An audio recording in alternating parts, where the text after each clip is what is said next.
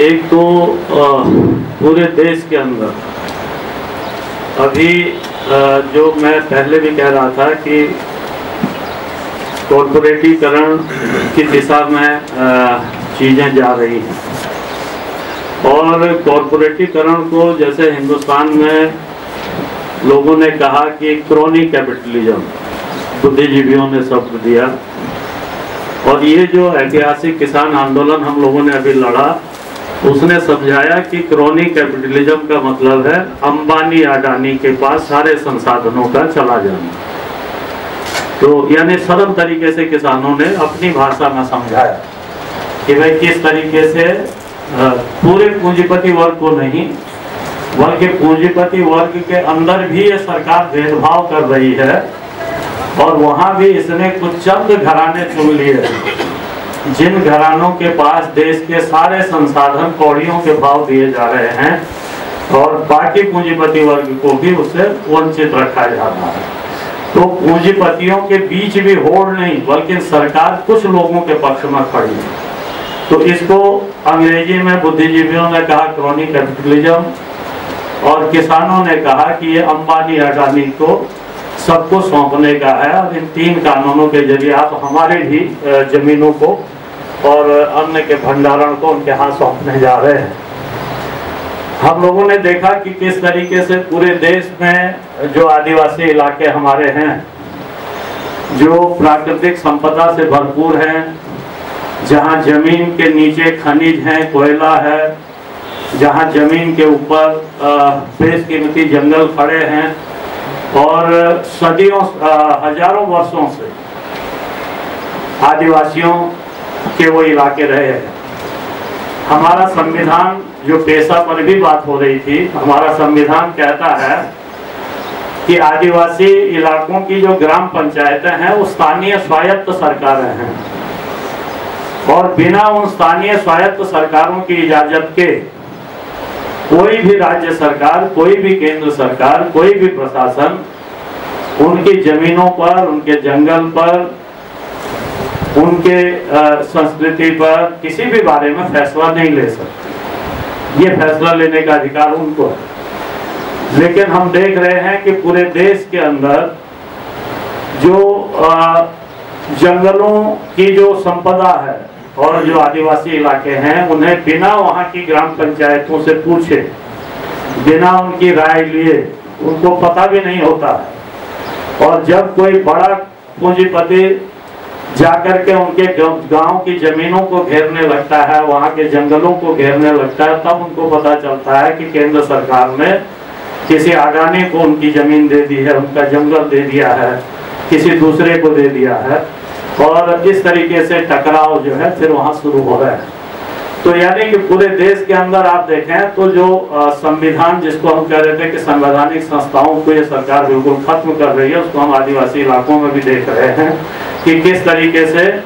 बिना वहां की उन ग्राम पंचायतों, जिसको स्वायत्त सरकार का एक किस्म से दर्जा है, उनकी इजाजत के बिना उनके जल, जंगल, जमीन, उनके संसाधनों को सरकार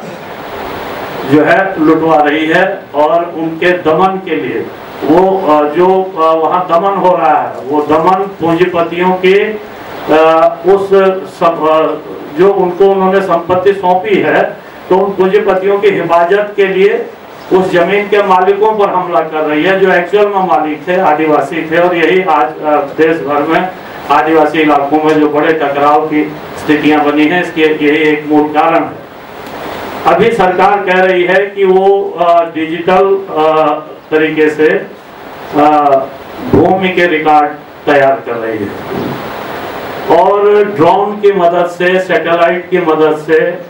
गांवों के नक्शे तैयार कर रही है, और कह रही है हम आपको संपत्ति का अधिकार देंगे। तो इसको इस रूप में भी देखा जाना चाहिए कि जिस तरीके से देश के अंदर एक किस्म से कॉर्पोरेटीकरण की मुहिम बढ़ रही है, उसी तरीके से वित्तीय पूंजी का भी प्रवेश जीवन के हर क्षेत्र में हो रहा है। जो हमारा जीवन है उसके हर क्षेत्र में वित्तीय पूंजी का प्रवेश कराया जा रहा है। वित्तीय पूंजी क्या है? जैसे बैंक के जरिए ऋण। तो जो वित्तीय पूंजी है उसके जाल में किसानों को फंसा गया, और किसान फंसते फंसते क्या हुआ कि आत्महत्या को मजबूर हुआ कि वो बैंक का कर्ज नहीं दे पा रहा है, जमीन कुर्की होने से उसकी इज्जत उसको लगता है कि दांव पर लग जाएगी, इसलिए वो कुर्की होने से पहले वो आत्महत्या कर दे रहा है। तो ये क्या है, ये वित्तीय पूंजी की घुसपैठ है। वित्तीय पूंजी मतलब बैंक के जरिए जो पूंजी जो है आपको अपने जाल में फंसा रही है। और उसी तरीके से माइक्रो फाइनेंस करके एक बड़ी योजना प्राइवेट वित्तीय कंपनियों के जरिए सरकार ने जगह जगह जो है पूरे देश भर में चलाई है, और उसके जरिए लोगों को फांसा है। 10-10 हजार 20-20 हजार के ऋण ग्रामीण महिलाओं को दिलाए हैं कि तुम बचत गट कर, हाँ, कि तुम जो है अपना कुछ काम धंधा इसके जरिए करो, अपना खुद का जो है रोजगार जो है सृजित करो। और ये करके देखिए तो पंजाब के अंदर हम लोगों ने अभी माइक्रो फाइनेंस के सवाल पर महिलाओं के बहुत जबरदस्त आंदोलनों का नेतृत्व किया। 20-20 हजार 10-10 हजार की बड़ी बड़ी रैलियां जिलों में हमने माइक्रो फाइनेंस के जाल में जिन महिलाओं को फंसा गया था और कोविड दौर में वो कर्ज नहीं चुका पाई और उनके घर के बर्तन तक उठाने के लिए कंपनी के लोग आ गए, तो उस लड़ाई को हम लोगों ने लड़ा। तो अभी क्या हो रहा है कि अभी वहाँ वो कंपनियां, जब हम लोगों ने ये लड़ाई लड़ी और हमने कहा कि भाई तुम लाखों लाख करोड़ रुपया जो है बड़े कॉर्पोरेट घराने बैंकों का हड़प करके चले जा रहे हैं, बैठे हुए हैं, उनके लिए तुम कोई कार्रवाई नहीं करते, और ये जो 10-10 हजार रुपए का लोन ली हुई महिला है इनके घर के बर्तन उठाओगे। तो जब इस पर हम लोगों ने लड़ाई लड़ी है तो इधर 2 साल से तो हम लोगों ने रोका था उसको, लेकिन अब पता चल रहा है, अभी मैं पंजाब के दौरे पर गया था तो मीटिंगों में महिलाएं बता रही थी कि अब कोर्ट के जरिए जो है समन भेजना शुरू कर दिया कंपनियों ने कि भाई कोर्ट जो है हमारा पैसा दिलवाए इनसे, और वो जो एग्रीमेंट उनसे किया है उस एग्रीमेंट को वो जो है वहाँ कोर्ट में दिखा रहे हैं। तो इसी तरीके से ये जो संपत्ति का मालिकाना जिसको सरकार कह रही है, मोदी सरकार बड़ी जोर शोर से प्रचार कर रही है कि जो आदिवासियों की झोपड़ी थी, जो गांव के गरीबों की झोपड़ी थी, दलितों की झोपड़ी थी, वो चाहे किसी जमीन में बसे हैं, उनके पास मालिकाने का कागज नहीं है। हम ड्रोन से सर्वे कराएंगे और हर किसी को मालिकाने का दस्तावेज देंगे। तो ये जो मालिकाने का दस्तावेज आपको देने जा रहे हैं, इस मालिकाने के दस्तावेज से क्या होगा? इससे आपको उस झोपड़ी का मालिक तो बनाया जाएगा, लेकिन जिस वित्तीय पूंजी के जाल में फिर आपको फांसने की योजनाएं हैं, उसमें फिर उस झोपड़ी के कागज को गिरवी रख लिया जाएगा। उस समय जब वो 10 हजार का लोन देंगे, 20 हजार का लोन देंगे, तो वो उस झोपड़ी के कागज को रख लेंगे और अंततः उस झोपड़ी को जो है नीलाम कराने का या उसको जब्त कराने का अधिकार अपने हाथ में पा लेंगे। तो एक तो इसके पीछे ये साजिश है। दूसरी साजिशें ये हैं कि ये अभी जो नए पर्यावरणीय कानून आ रहे हैं, नए वन कानून आ रहे हैं, उसमें वन अधिकार लोगों के खत्म किए जा रहे हैं। सरकार एक जो 1927 का वन कानून था जो इस देश के अंदर अभी भी लागू है, उस वन कानून का संशोधन लेकर के आई है आज से 3 साल पहले। और क्योंकि बीच में कोविड आ गया, वो अभी अटका हुआ है, उसको अभी संसद में उसने पारित नहीं किया, लेकिन हम लोगों ने, हमारे संगठन ने और हम जैसे तमाम लोगों ने मिल करके हम लोगों ने उसका विरोध किया था पूरे देश भर में। तो केंद्र सरकार ने क्या किया, एक प्रारूप तैयार किया है और उसने उस वन कानून में संशोधन ये किया है, जिसको हमारे आदिवासी इलाके के साथियों को जानना जरूरी है। उसमें संशोधन ये है कि अब सरकार वन अधिकार सारे खत्म करने जा रही है लोगों के। वो ये कह रही है कि जिन लोगों को वन भूमि में जो बसे हुए लोग हैं और जमीनें उनके नाम नहीं हैं,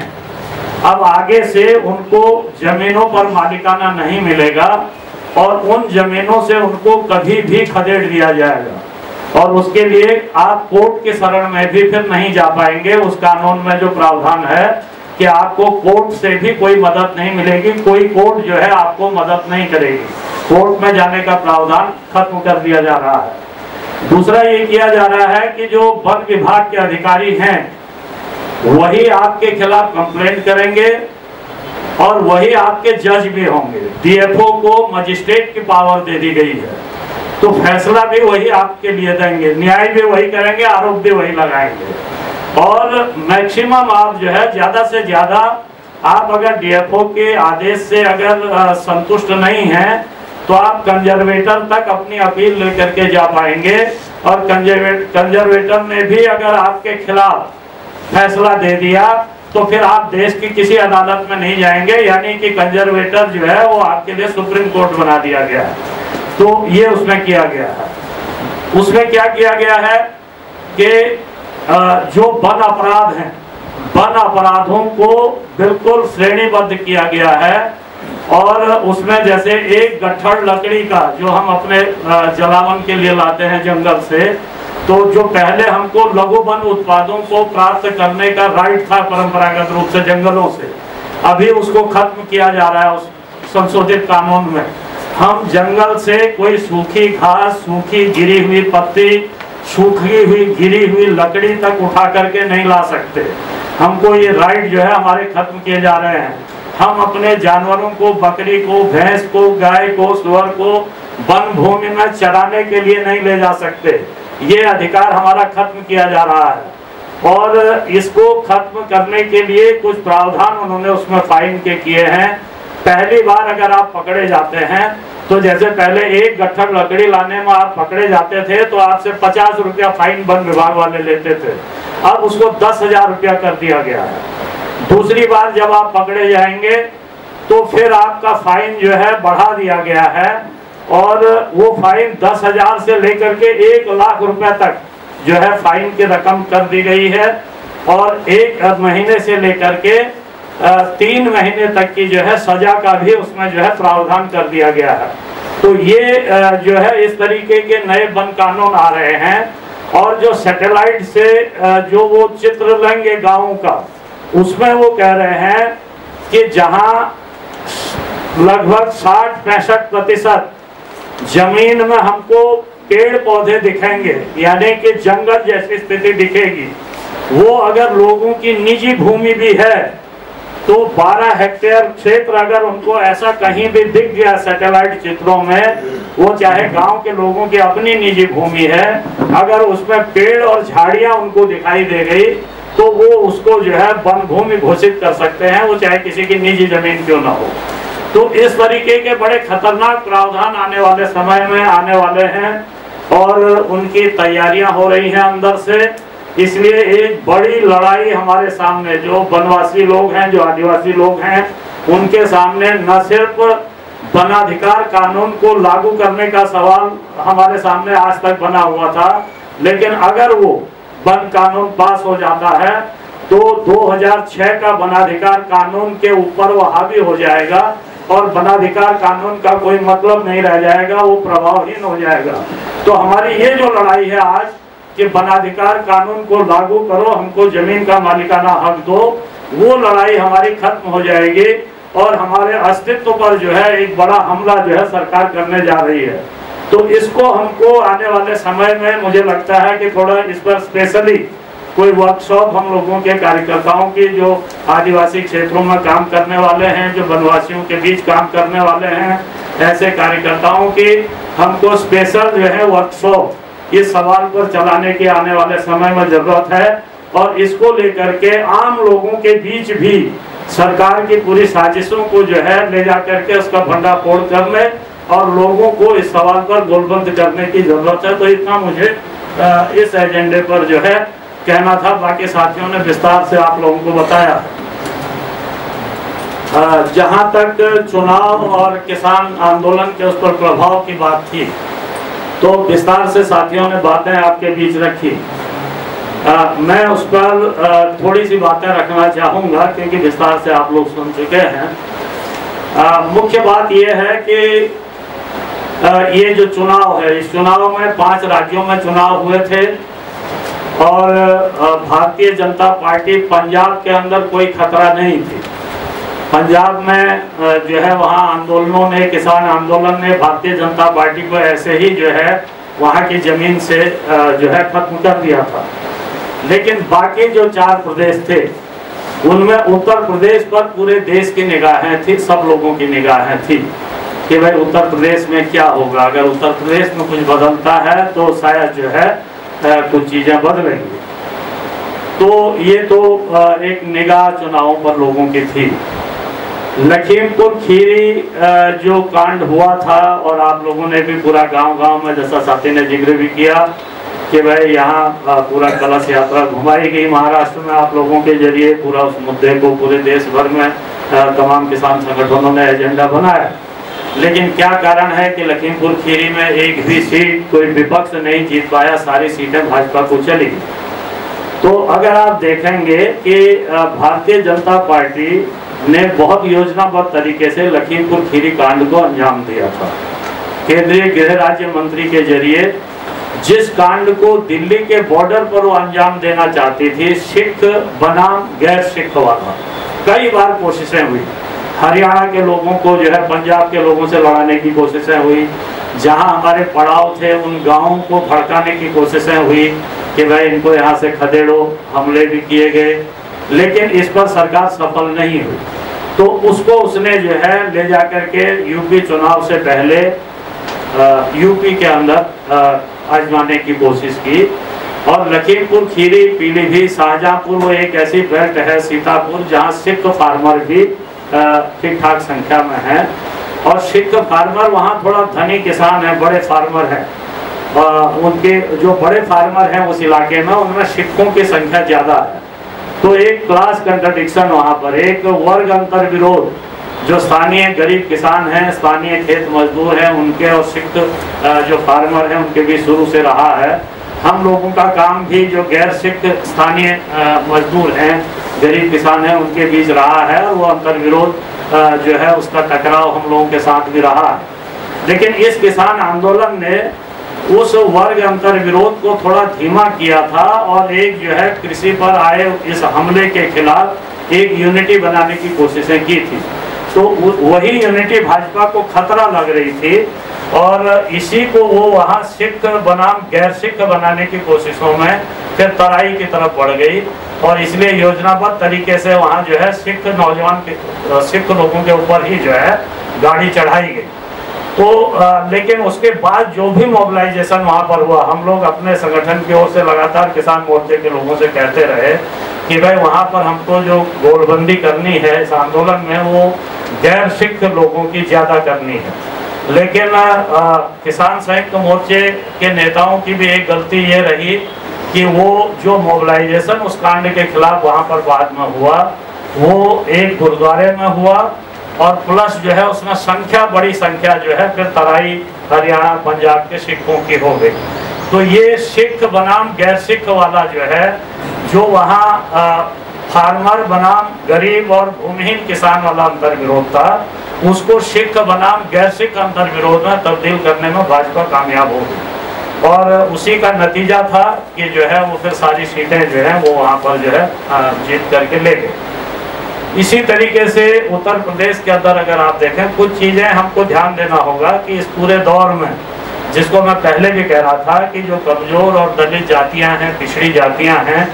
इनके अंदर भारतीय जनता पार्टी ने योजनाबद्ध तरीके से अपने आधार का, आरएसएस ने अपने आधार का निर्माण किया है और उनका नए तरीके से हिंदूकरण किया। तो अगर आप देखेंगे तो पूरे देश के अंदर, पता नहीं महाराष्ट्र में वो कितना लागू होता है, महाराष्ट्र की एक अलग स्थिति भी है, लेकिन बाकी देश में हम देख रहे हैं कि भारतीय जनता पार्टी और आरएसएस ने जो है वो पिछड़ी जातियों के अंदर, दलित जातियों के अंदर अपने आधार का काफी विस्तार किया है, और उनको कट्टर हिंदू तबके के रूप में जो है संगठित करने में बड़ी कामयाबी पाई है। और इसको आप इस रूप में भी देख सकते हैं कि जब हम कह रहे हैं कि निजीकरण की बयार चल रही है, अभी क्या हो रहा है, अभी सरकारी और सार्वजनिक संस्थानों का निजीकरण हो रहा है, और सरकारी पदों को भरने की जो डिमांड बेरोजगार नौजवानों की है, तो भारतीय जनता पार्टी की सरकारें क्या कर रही हैं कि जो 3 साल पुराने रिक्त पद हैं उन्हीं को समाप्त कर दे रही है, पद समाप्त किए जा रहे हैं। और जब पद समाप्त हो जाएंगे तो न जनरल भर्ती होगी, न रिजर्वेशन वाली भर्ती होगी, और जब सरकारी और सार्वजनिक संस्थानों का निजीकरण हो जाएगा तो आरक्षण अपने आप खत्म हो जाएगा। लेकिन आप देखिए पूरे देश भर में हमारा जो ट्रेड यूनियन आंदोलन है, ट्रेड यूनियन आंदोलन में एक दौर में उनका जो अनुसूचित जाति और जनजाति के जो कर्मचारी थे, अधिकारी थे, उनको लगता था कि सामान्य ट्रेड यूनियन है हमारा प्रतिनिधित्व नहीं कर पा रही है सही ढंग से,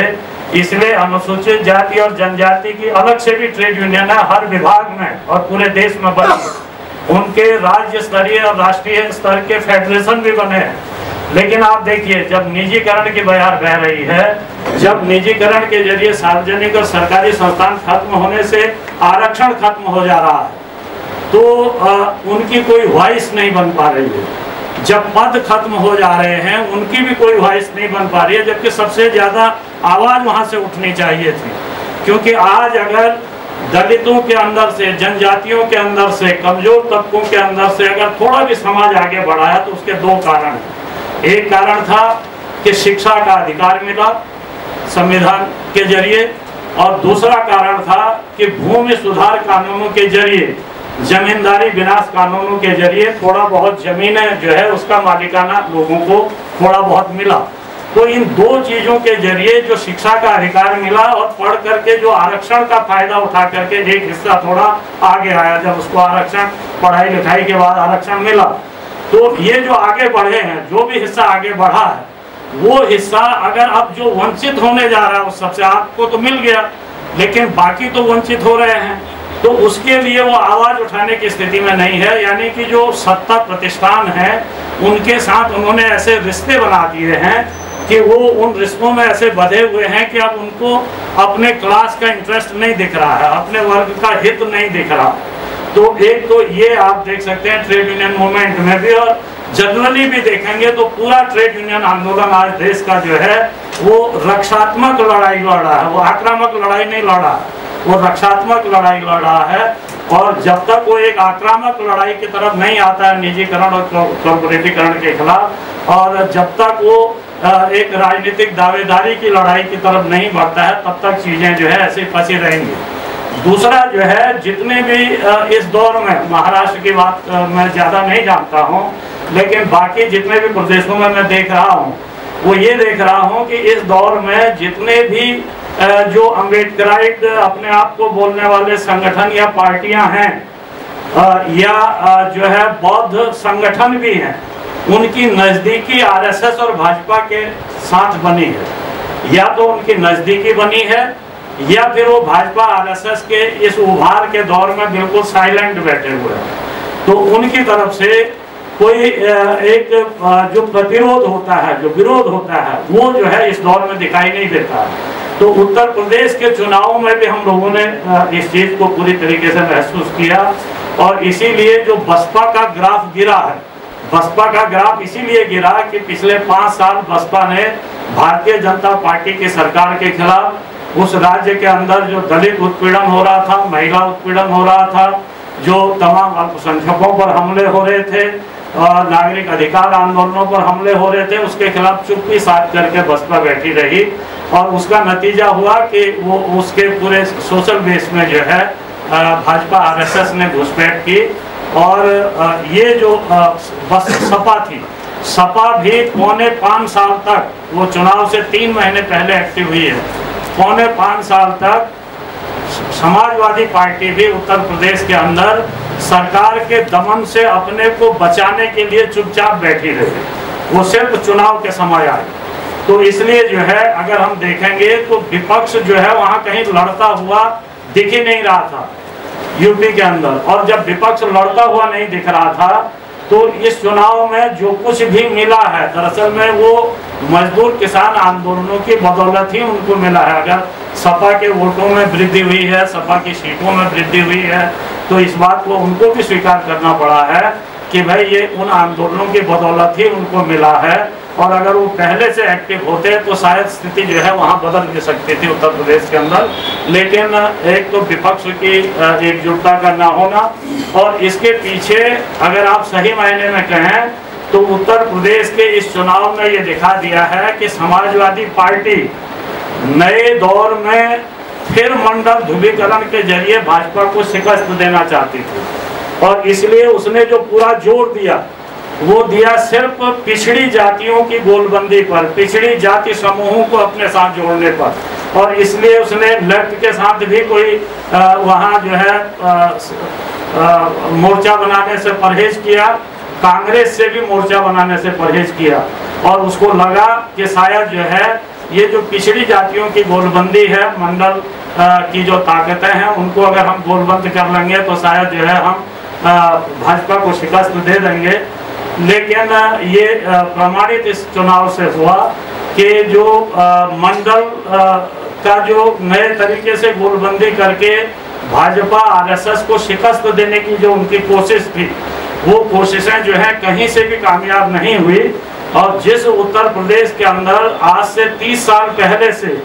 ये सोचना भी लोगों ने बंद कर दिया था कि कभी यूपी जैसे राज्य में कोई सवर्ण अब कभी मुख्यमंत्री बन पाएगा, हम देख रहे हैं कि उस राज्य के अंदर दोबारा जो है एक राजपूत बिरादरी से आने वाला जो है व्यक्ति दोबारा मुख्यमंत्री जो है वहाँ पर बना है। तो इसलिए जो मंडल समीकरणों के जरिए अगर भाजपा आरएसएस जैसी ताकत को शिकस्त देने की जो कल्पना है, वो कल्पना मुझे नहीं लगता, या जनरली जो दिखाई दिया है वो अब कामयाब होने नहीं जा रहा है। इसलिए जो है अगर उसको शिकस्त देनी है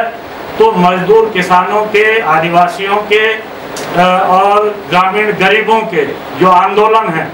उन आंदोलनों के जरिए ही प्रतिरोध की एक नई ताकत हमको खड़ी करनी पड़ेगी, और उस प्रतिरोध की ताकत के बल पर ही हम जो है आरएसएस भाजपा जैसी फासिस्ट ताकत को शिकस्त दे पाएंगे। इसके अलावा उसको शिकस्त देने का कोई रास्ता नहीं बचा है, और इसलिए इसी दिशा में जो है हम तमाम लोगों को लगना है। और मुझे लगता है कि आने वाला जो एजेंडा है, उस एजेंडे में हम लोगों को जरूर इस बात पर चर्चा करनी चाहिए कि आने वाले समय में किसान आंदोलन भी अब एक नए चरण में प्रवेश करेगा। अब उस तरीके से किसान आंदोलन उन मुद्दों पर फिर नहीं होने जा रहा है जिस पर पिछली बार हुआ था। अब जो किसान आंदोलन होना है वो 2 सवालों पर अब हमको उसको सेंटर करने की कोशिश करनी है। एक है एमएसपी गारंटी का कानून, और दूसरा है आदिवासी वनवासियों के संवैधानिक अधिकारों की रक्षा। ये 2 सवालों पर अब हम लोगों को देश में मोर्चा खोलना पड़ेगा, और उस मोर्चे के लिए बिहार और महाराष्ट्र को अगुवाई के लिए तैयार होना होगा। बिहार में हमारी ताकत है, महाराष्ट्र में पिछले दौर में हम तीनों संगठनों ने मिल करके ये साबित किया है कि अब महाराष्ट्र के अंदर अगर हम संकल्प ले लें तो महाराष्ट्र के अंदर भी हम एक प्रमुख ताकत किसान आंदोलन की, आदिवासी आंदोलन की बन सकते हैं। ये संभावना हमारे सामने मौजूद है। सीपीएम के नेतृत्व में, जो उनकी किसान सभा के नेतृत्व में यहाँ मूवमेंट चलते थे, उनकी दिशा फांसीवाद से टकराने की नहीं है, और जब फांसीवाद से टकराने की उनकी दिशा नहीं है तो उनके सामने अब विस्तार के दरवाजे भी सीमित होते जा रहे हैं। और इसलिए आप देखें तो हिंदी बेल्ट में अब हम जैसी रिवोल्यूशनरी जो कम्युनिस्ट ताकतें हैं वो आगे बढ़ रही हैं, और वो लोग जो हैं धीरे धीरे जो है सिकुड़ते जा रहे हैं, वो अब केरल तक सिमट करके रह गए हैं। तो इसलिए अब हम लोगों को इन 2 राज्यों को मुझे लगता है संघर्ष के मोर्चों के रूप में हमको डेवलप करने की दिशा में बढ़ना है। आने वाले समय में ऑल इंडिया किसान महासभा की नेशनल एग्जीक्यूटिव की मीटिंग मई लास्ट में होने जा रही है, उसमें हम लोग लेंगे इस बात को लेकर के और भी फैसला। तो मुझे लगता है कि महाराष्ट्र और बिहार को और साथ में झारखंड को हम लोग जोड़ सकते हैं। इन 3 राज्यों को हम लोगों को किसान आंदोलन के, जैसे पिछला जो आंदोलन था उसके सेंटर में पंजाब था, अगला जो आंदोलन होगा उसके सेंटर में बिहार और महाराष्ट्र को होना होगा, और उसका नेतृत्व हम लोगों के हाथ में होना चाहिए। हम तीनों संगठनों की यूनिटी और हम लोगों की आपसी एक समझदारी एक ऐसी बने जो आने वाले समय के किसान आंदोलन को फिर लीड करे और उसको एक वर्गीय तेवर के साथ आगे बढ़ाए। तो ये मुझे लगता है कि हमको अगली चर्चा में जरूर इस पर भी बात करनी चाहिए। आप सबका धन्यवाद।